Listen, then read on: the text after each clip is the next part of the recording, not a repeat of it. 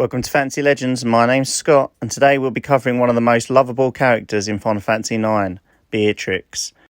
Beatrix is tall and slender and carries herself with an aura of strength. She wears an eye patch over her right eye. The eye we do get to see is bright blue. One of her most iconic mannerisms is when she tosses her hair back with her hand. She does this nearly every time that you see her in the game. She wears a lot less armour than Steiner. This means that she is probably a lot more agile and being able to move faster around the battlefield. Even though she's such an iconic character, she was never part of the early plans of the game. Hironobu Sakaguchi shared early development memos from the game where Beatrix is actually absent. Steiner is the only protection for the Queen. It looks like during development that they split Steiner's character in two, giving some of the more noble traits to Beatrix, and it is possible that Sakaguchi probably wanted to clearly define more of a paladin figure than using Steiner for the role, as he is mainly used for comic relief and things like this nature. When we meet Beatrix in the game, she is 28 years old. When she was 17, she experienced a pivotal defeat in a sword fight against Steiner. This helps explain the rivalry between the captain and the general. Beatrix is noble, proud, and probably the most loyal of all the Alexandrian knights.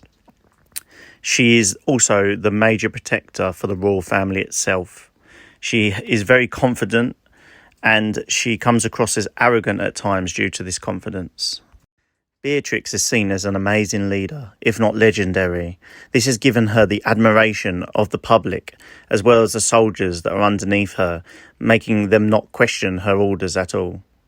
Beatrix always has perfect manners and is very soft-spoken. However, this does not mean that the soldiers underneath her do not respect her power. Beatrix actually gets 2 songs in the game. Her official theme is Roses of May, and the other one is Something to Protect, which is the battle music when you fight her.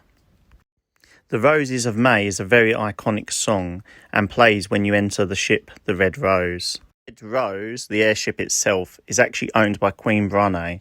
However, Beatrix does command the ship, which is the flagship for the Alexandrian Knights. Another iconic part of Beatrix's character is her sword, Save the Queen, which is seen as one of the most powerful swords in all of Final Fantasy IX.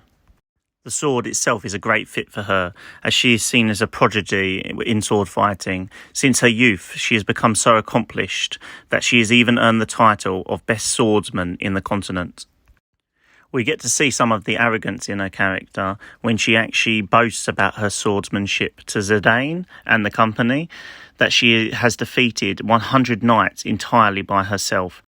Although we do not know much about Beatrix's past, we do know that she grew up in Trino and she had very humble beginnings and worked very hard to become a knight of Alexandria.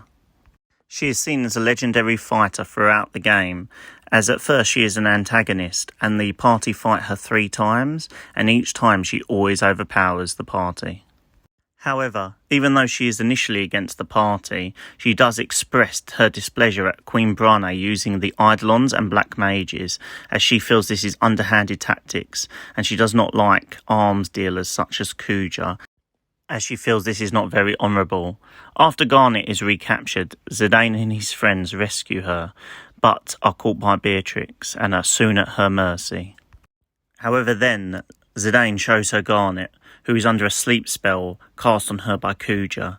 Beatrix learned earlier that Brane was going to have Garnet executed. However, she did not really believe this. However, seeing Garnet in her current condition convinced her otherwise. Now at a crossway, stuck between her bound duty as an Alexandrian knight and her other duty at protecting the princess, she decides to draw a line and turns on Queen Brane. When Queen Brane is eventually overthrown and killed by Kuja, Garnet succeeds her as the queen and keeps Beatrix and Steiner as her major protectors.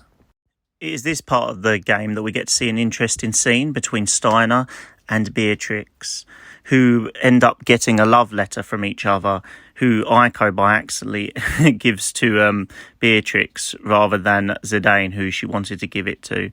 Beatrix ends up thinking it's from Steiner, and they end up having a relationship between the two of them.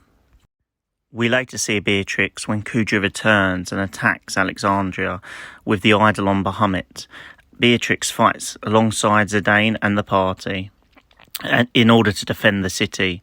Kuja's master Garland interferes and devastates Alexandria. She, however, decides to stay in the city when the party leave to go and find Kuja. She feels like she is needed in the city to help with the reconstruction effort. After Kuja and Garland are defeated, Beatrix decides to quit her job and leave, but Steiner stops her and convinces her to stay. At the end of the game, while Tantalus performs for Garnet, Zidane makes a surprise return, and after allowing Garnet to run out and see him, Steiner and Beatrix raise the swords together, save the Queen itself. So there you have it, Beatrix's story. Let me know what you guys think in the comments down below. Remember to like and subscribe to the channel if you haven't already. It really does help out. Thank you for listening.